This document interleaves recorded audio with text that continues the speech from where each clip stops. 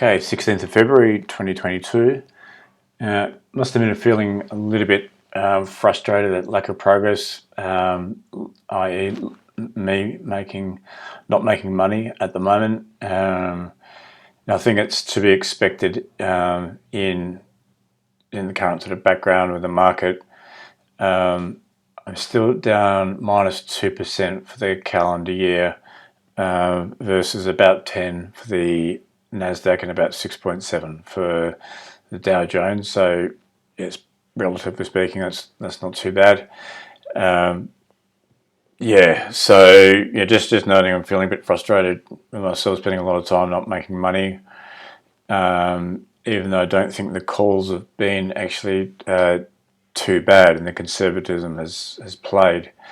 So okay, well, let's get into it. I've gone through and updated the market analysis, and yeah, I thought in the last video, I thought it was sort of going into a green phase, which means it was time to, not in sort of generational bottom, but a intermediate bottom. And yeah, we sort of, the reason I said that, we had some capitulation selling. The number of stocks trading above the 50-day moving average dropped below 20%.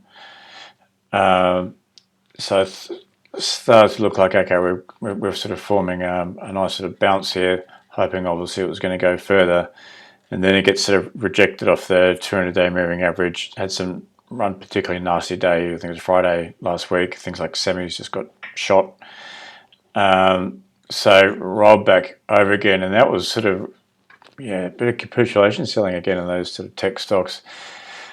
So that led me to think, in addition to really not being sort of too many leaders, although there's some standout sectors, such as, actually I'll get into those in a moment, that are sort of doing okay.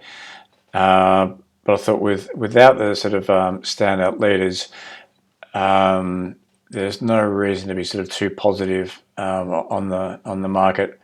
So back to the drawing board a little bit, as far as the market is concerned there. So I think we're now in a stage just like a bit of a war of attrition. So who can stay interested in the market will be, and just keep your eyes peeled, waiting for a proper bottom when everyone's sort of least expecting it. I think we're sort of, unlike the sort of pandemic, had a sort of almost a V-shaped thing at the moment, getting almost starting to turn into a bit of a grind, or at least it's feeling a grind to me. So some of the sectors that are doing well is GLD, gold, energy, coal, and there's a number of the reopening plays which actually have been performing quite strong.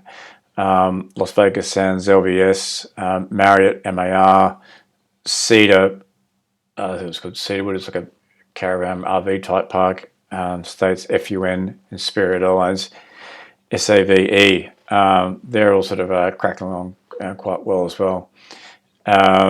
So semiconductors, my little favorite. What have we, sorry, I'm gonna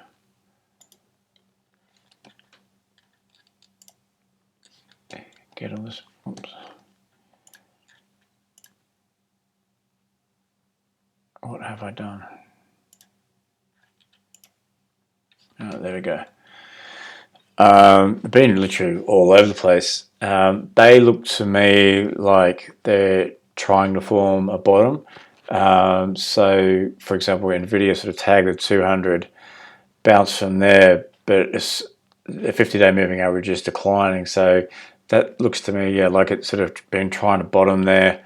Probably a bit too early to tell. And again, I might have a bias there because I do have options on plenty of those semiconductors there. The other thing, I've sort of run a scan looking for sort of bigger, really big companies that have been sort of bombed out, that are in a bottoming out process. It's amazing how many sort of tech stocks are in that list. So a couple of standouts like Alibaba, the Chinese company, and also ARKK Innovation. So that one is particularly hated by everybody. Now, it's not to say we are at a bottom, it's just showing signs we're at the beginning stages of a bottom there. So yeah, I'm keeping my eye on some of those, and yeah, real minefield of the sort of former leaders. Zoom, for example, a bunch of software, Coinbase, Robinhood, the list goes on. They're right at the bottom of the pile there. So, okay, so my overall sort of thoughts on the market were sort of green, but maybe red. So I'm just going to keep it really light. I'm going to try and use profits to compound in slowly. I don't have zero exposure. I do have options in those semis and a few other stocks that I'll come to in a moment. So yeah, just want to keep an open mind to, could go up, could go down type thing. But yeah, definitely not sort of, balls to the wall sort of stuff either right at the moment. What I'm sort of hoping here, like I say, was signal sort of a green stage here, rallied up and then rolled over. This is exactly what we don't really want to see. Was this just a dead cat bounce? And now we're going to just flail around here. Now we haven't taken out the lows yet either, to be fair. But stand back, look on the weekly. The Nasdaq's a huge run. Yes, it's come off, but could it come off more to sort of keep everything in proportion here? Yeah, quite possibly. But I will say that everyone's sort of thinking the same thing too, a little bit here. Everyone's bearish. Everyone's seeing the same chart. So a real contrarian bet would be to see tech go really well this year. I'm not saying it's going to happen, but that would be kind of funny, wouldn't it? To see such a contrarian bet pay off. All right, the trades that I've done, I've got a bit lucky. I actually sold out of the rest of Zim, the shipping company. I'm trying to sell more into strength as per Mark Minervini. They actually worked out quite well. Then it actually got a bit lucky, top ticked it there, then it fell over. The other thing is I wanted to convert the shares to options, just so my dollar risk is less. Zim actually had a pretty good night last night, so hopefully I haven't missed the boat. Many stocks moved up because of the whole Russia-Ukraine thing. Looked like I was backing down a bit.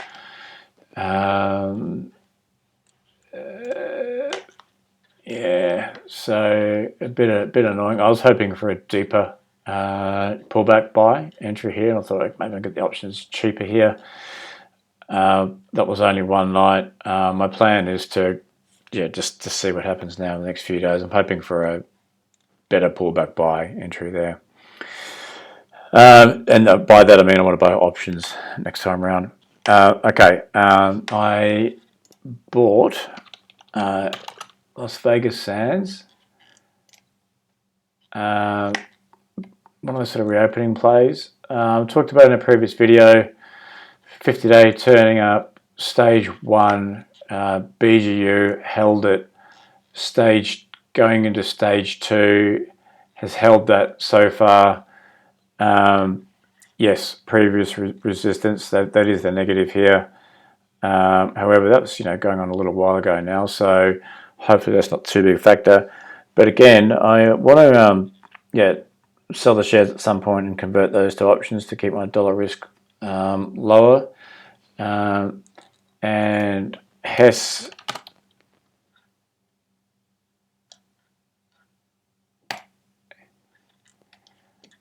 way that I'm seeing that, the VCP type action here, had a pretty decent shakeout last night because of the Russia-Ukraine thing. This is an oil stock. So yeah, some of those oil stocks got sold off a bit, then actually reclaimed it. Hasn't done anything particularly wrong here. What I did do, I had about 8% position size in both HES and LVS. I sold half of those positions just so I could keep my risk lower. So they're both stock positions. Now I've done that on the basis I made a certain amount on Zim, and I thought I can bankroll with the profits from that two more trades, being these two. What I sort of didn't get right at the time was I didn't take that properly into account when I was calculating my position size. So I was just going back to my sort of standard position sizing. I thought, no, because the market is so sort of indeterminate at the moment, I can't afford to take big risks. So I dialed down the position sizes and actually just shorten the stop losses just slightly on those, just so if both of those go wrong against me, what I'm going to lose is the profits on Zim. I'm basically back to square one. Frustrating, but at least the account's not going backwards. So that's the logic there. The other trade I did do was, and to tell you the truth, I'm not sure if this is a bit random. I mentioned this on a previous video, is UPS, the postal company. Big BGU, weekly, pushed out to highs here. Notice what it's done previously, when it sort of has these big pushes out, it does tend to consolidate. They consolidated really quite, well, I say consolidated, pulled back quite quickly to the 50-day. I bought options last night here. Yeah, so we'll just have to see how we go there. The reason I'm hesitating a bit, I think, well, in the overall scheme of the market, and this is not in one of those wonder sectors like oil or shipping, what the hell am I doing here? So I'm sort of semi-regretting that, because not really being the right sector, but the individual chart looks pretty good. I think on balance I may have made a mistake there. I've allocated 0.5% to the trade, so it's not going to be a huge mistake, but the chart does look really quite good there, even though it's not really in the right sector. All right, let's go into some individual stocks. Tesla. The air conditioning on Tesla's just broken, actually. But no man's land. Maybe that was let's look at the weekly. Maybe that was sort of a double top stage 2 attempt here. But it was almost a parabolic sort of move into there, double, triple topped. Yeah, glad I sold those additional shares, as I've noted. But the good news is it did tag the 200. Yes, the 50 days declining. Now I do need to do an update on that 50-day declining thing. That sometimes when the market gives you an overall signal to buy, I think that declining 50 days is not so relevant, especially for stocks good stocks that just tag the 200. It's actually surprising how often they'll sort of find themselves in this zone here. So what I'm going to do now is just saying all that. What sort of, again, the market's still a bit indeterminate. If I was more bullish on the market, I actually might be tempted just to start buying here, not options because they're too expensive. But I'm just going to sit back and wait and see if this can just continue to base. Yeah, from here. Facebook, Meta.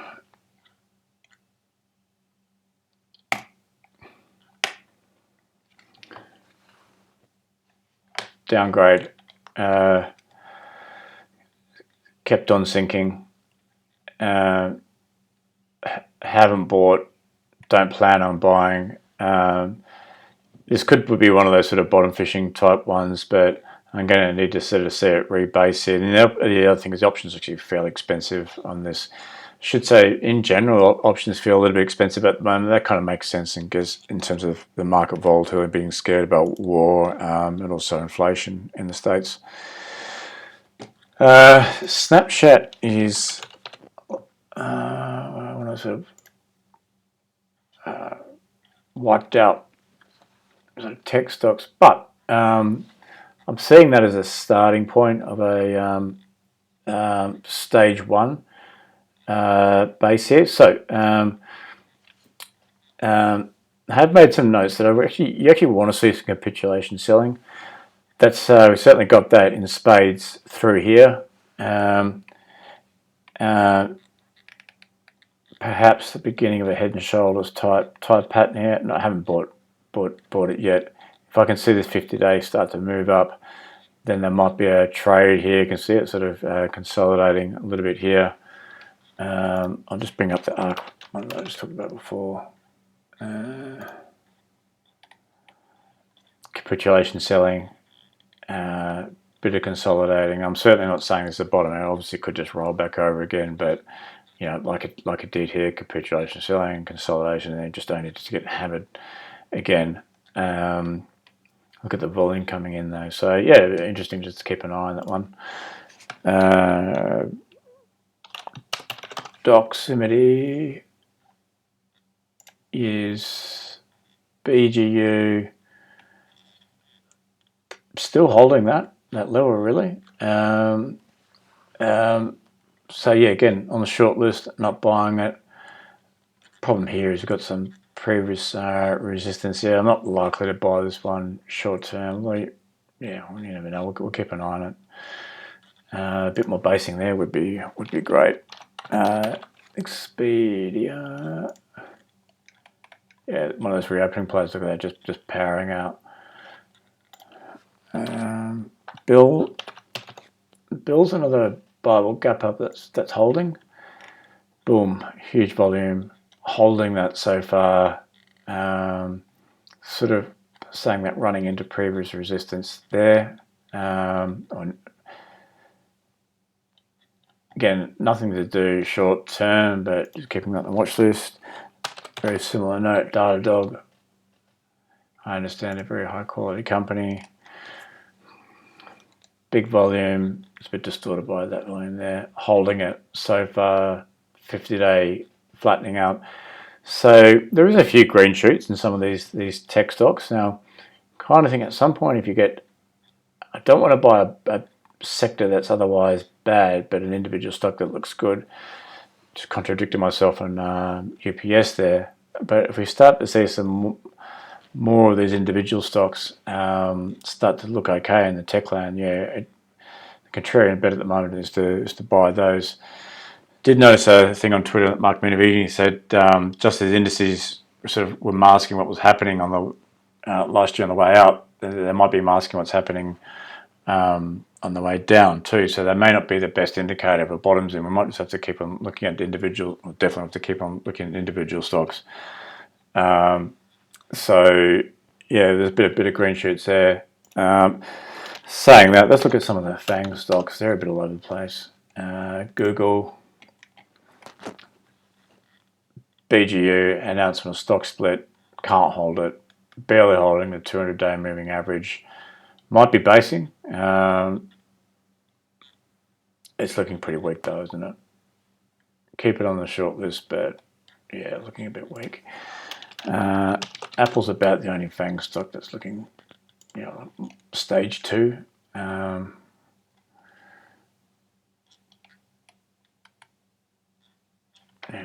even that is that sort of a stage 3 sort of wild distribution here. I don't really quite know with this one. It's either stage 2 or 3 that I've got my notes. Amazon looks terrible.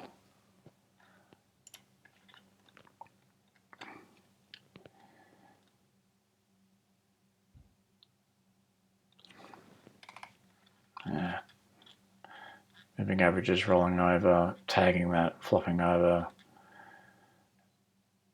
Not very good at the moment, is it? I'll just do one more. Netflix is.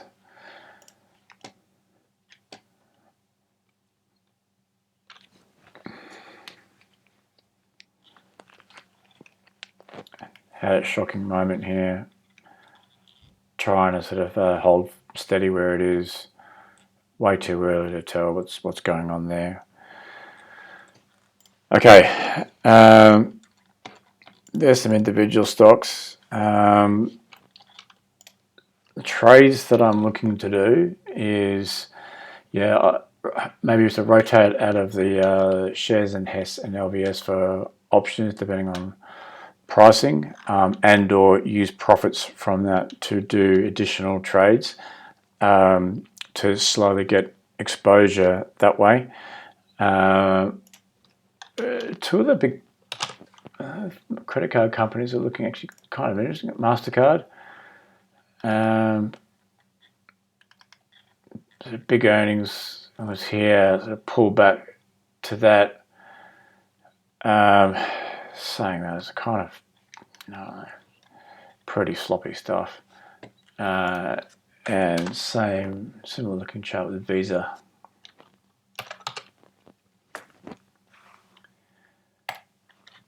I don't know what's going on with some of these prices sometimes, but sort of pushed up, sitting above the 200-day, actually holding that quite nicely. Now, the only problem with those two stocks in particular is the implied volatility is roughly sort of 28 to 30%, which for a big, slow-moving stock like these, I think it's actually a little bit high, or maybe I just got a bit spoiled. I remember last year was a trade I didn't take, stupidly kicking myself, or as Pfizer. Talk about an obvious trade, story for another day. And the applied volatility was about 22%. It was just such a cheap option. The other one that sort of always just keeps screaming out to me is this LL and W. Their chart just looks so clean. I'd like to buy optional because it's such a small company. The implied vol is really quite high, and let's see if it can even get set. But it's probably the best looking chart out there. Sort of tempted to. It could be one of those, like it's a $4 stock, so God knows what it could do. And tempted if I make some good money on some other trades, maybe to sort of rotate that into this, a bit further out of the money and a bit more of a Hail Mary.